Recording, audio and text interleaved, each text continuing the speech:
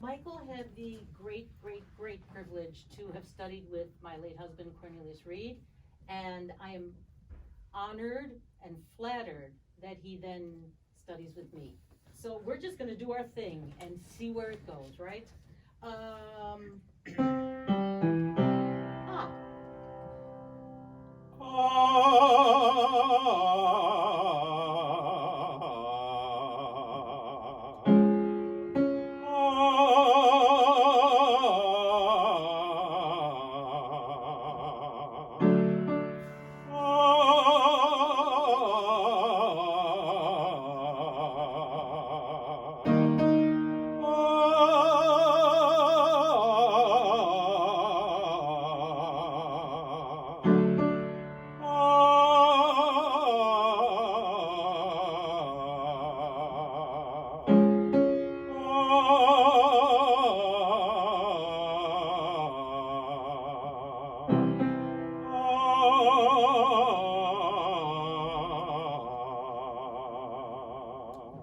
great. Have you sung today at all? This morning early. Okay, well, that doesn't count. Now, my having said earlier that I always start the men in the falsetto and the women in the heady voice, which I didn't do right here. So you see, everything is yes and no. That's a direct Cornelius quote. Everything is yes and no. I know Michael, and I know that, you know what, just get him started in a chest voice from the top down, not from the bottom up, because that's a little bit more difficult because you're starting with thicker vocal cords, then you go to thinner ones. Better to start with thinner ones and then come down to thicker vocal cords. But that being said, and that sounded fine, now we're going to warm up the head voice, the falsetto part, and we'll just do an ooh falsetto. You bring it down and let it blend wherever it wants to blend. If it doesn't, that's fine too.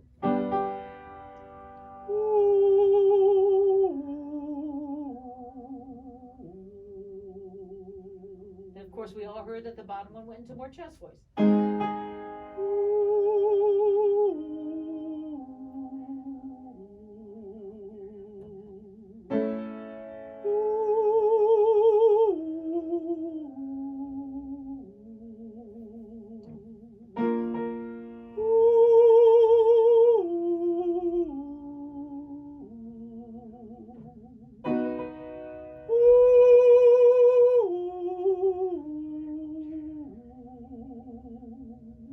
Beautiful. So you hear how free that falsetto is, and you heard how free the chest voice is. Now we start to play around with putting these two guys together. We're going to do the exact same ooh. No, let's start up higher, up here. And then change that ooh to an ah. Now, by changing the ooh to the ah, then we're going to see how it's going to mix a little bit differently as it goes down into a chest voice. So ooh ah, that falsetto, and then bring it down and see where it goes.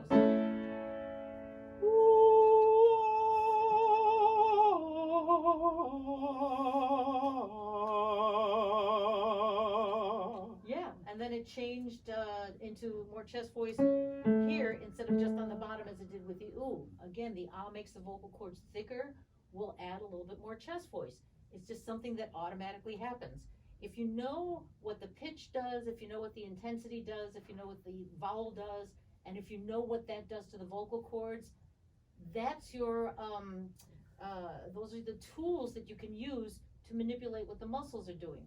So I'll say it again, with the ooh vowel, you get more thinner vocal cords, you get thinner vocal cords, and you get more of the falsetto side or the head voice side.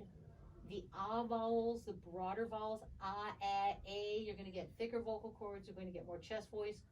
O's, again, more falsetto, more head voice. E's are kind of in the middle, leaning on the head voice side.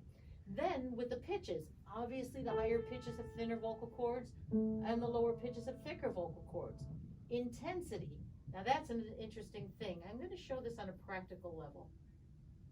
Let's do a firm ah and a quiet ah, and it's low, easy, and then make a crescendo and then make a decrescendo on the top note.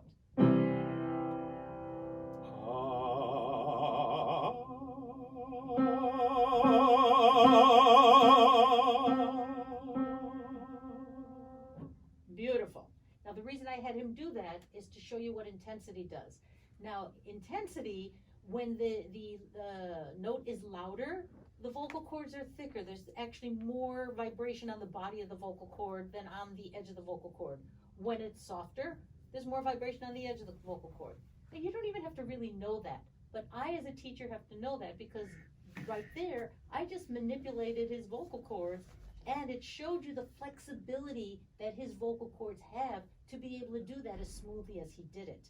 Now, if your cords are stiff a little bit, or if there's a little bit of constriction, or there's something not quite going on, you can't do something like that. He just did it because I know he's got a voice that is capable of doing that. He didn't even have to think about it. He just thought soft, louder, soft, right? Right. He didn't have to think, oh, I have to support, I have to do it this, I have to put it here, I have to put it, all of that stuff. He didn't do it, it just happened. When the voice works well, when the muscles are well coordinated, it just works for you. When it's not well coordinated, that's when we study, that's when I, as a teacher, will do different exercises and get the muscles to go in a different way so that he can get to the point where he just says, I don't know, I just made it louder and softer, it just kind of worked. So the people out there who just are natural born talent and they just sing and they do all of these things, mazel, that's wonderful, just sing, that's fabulous, you just do what you need to do. But if it starts to go off, that's when you have to know what you're doing. You have to say, oh, wait a minute, it's going off. And if you think, oh, I have to make it feel the way it used to feel when it was good, you're never going to get there. You have to know how to manipulate this mechanism, which is an involuntary mechanism. All of these muscles in there, all the muscles he just used to do that, they're involuntary. There's no nerve endings in there that you can make that happen. You can just get a sense of it. Thank you for letting me explain this whole long thing with you. Good, now, yes, I know what I was going to do. I was going to get this falsetto and chest voice guy together here. Start with that ooh falsetto and an ah, but then come down into some kind of a chest voice, whatever kind of chest voice wants to come in. So starting with the falsetto ooh to ah, and then down.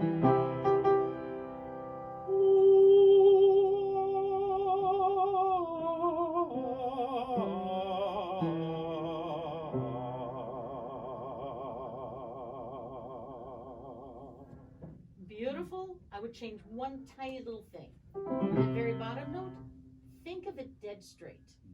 See if you could just think straight, straight, straight, and let a vibrato come out of the straightness, if a vibrato wants to come at all. Everything else was great.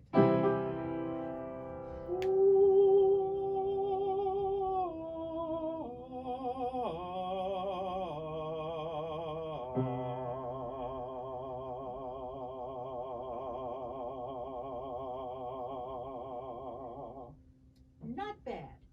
Wasn't so straight though. No, but it was a little bit better of a vibrational pattern than the one before. Well, let's play with this. Think dead straight, and then get a sense with the how you're putting the energy right into the mechanism.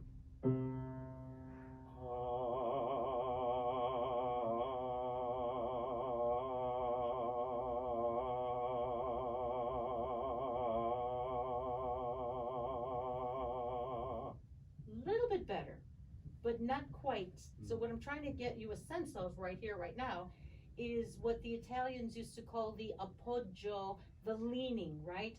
Not that I want to get into fancy terms and all of that, but there's a way, especially this low, there's a way to kind of put the energy right into the mechanism to get a sense of how you kind of just nudge it. I'm going to use a different vowel and see what happens. Do it on an A.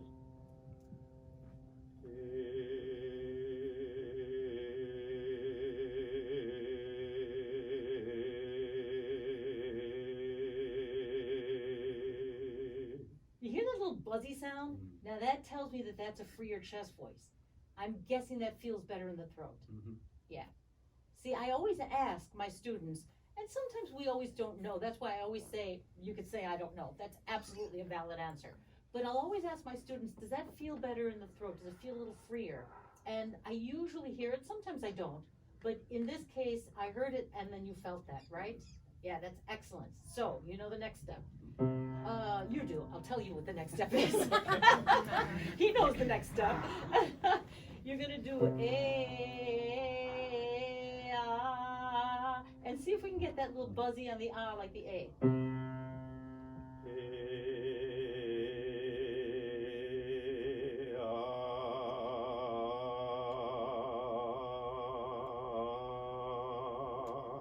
Brilliant. There you go. Great. Now, what do you notice in terms of how you're doing that there? I mean, I know what I'm hearing, but what do you notice as to what's happening with that one as opposed to the other one? I feel like I'm doing a lot less work. Correct. That's exactly what I hear. So the other one, especially coming from up here, where it was here, or whatever it was, right? You have to have a little bit more work for that falsetto on the top because it's higher, takes a little bit more air. But then we have to really change things on that bottom guy.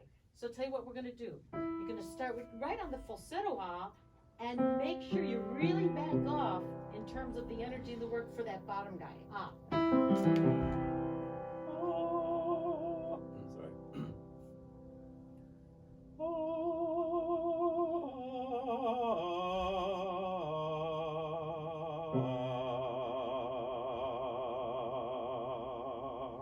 Bingo. Yeah. I feel like I'm not doing enough and it's not gonna work, and then boom.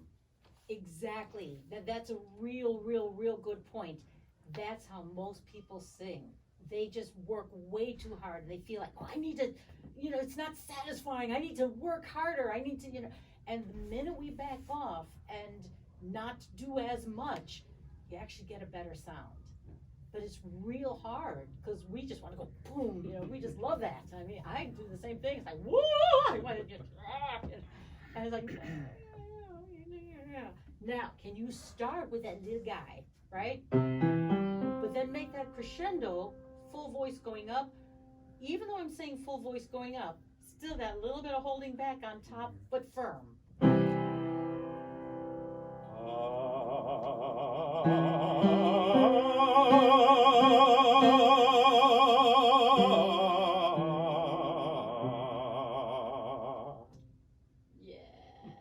Like that. Now let's make it more difficult. Yeah. And that guy.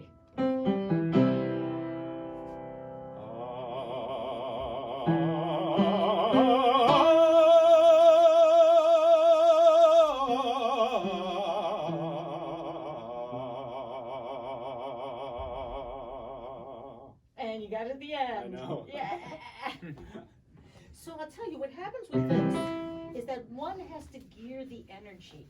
So you start with very little anything. You have to gear it up for that guy there. And then just like going over a hill, right? You've got the kinetic energy to take you down, and you don't have to put your foot on the gas pedal to get down to the bottom of the hill.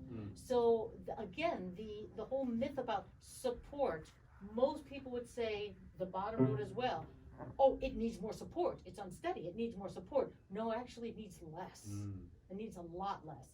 Now, there's this thing we call airflow, and you, as the individual, you, me, all of us, have to figure out, how do I sense that airflow? How much is pushing the air too much? How much is just backing off a little bit so it's still efficient, right? Obviously, we need a little bit more energy. That's why I hate to say air, not at all. A little bit more energy for the top, less for the bottom. That being said, I'm going to do this.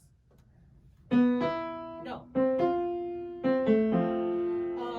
Full voice, ah. Now in this case, and he knows this, but I'm going to say it anyway, he has to take more air. So you don't need to push more air or more support for the top notes. You need physically more air in your lungs. He has to take more air and then just energetically, rhythmically sing that top note with however he feels that energy, but without a push, without a support, without a forcing. So, let it fly, take more air to begin with, and then just see what happens.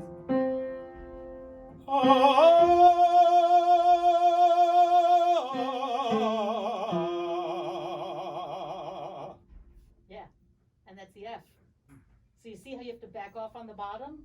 But you took the air was there, the potential air was there ready to work for you, so then you didn't have to do anything. Now you did something, it was energetic, you didn't just relax, and I'm just gonna take a little aside here talking about relaxing.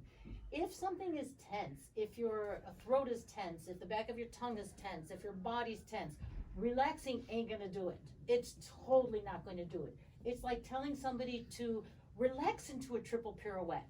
Really? No, nobody would say that in a million years.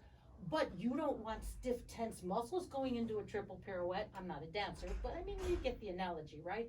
So it's the idea that we have to figure out the right amount of energy that we need for that.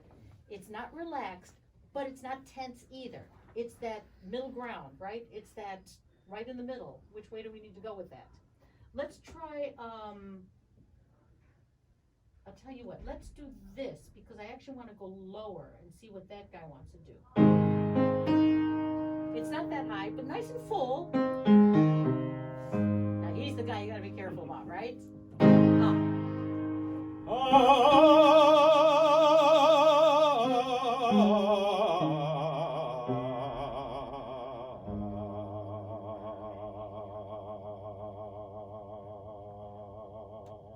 You started to get it at the end. And you could hear it in the vibrato, right? Yeah. Now, can you do that guy all by himself? Just straight, just, yes, yes. That's where you have to end up. Let's try it again. No, you have to end up there. There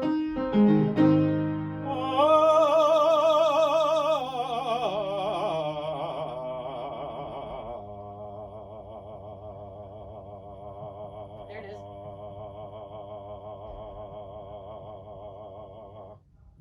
Takes so much concentration. It takes so much concentration, right? And a lot of people in this room are my students, and they're like, yeah, I know, yeah, that's what she makes us do. Yeah. It really does.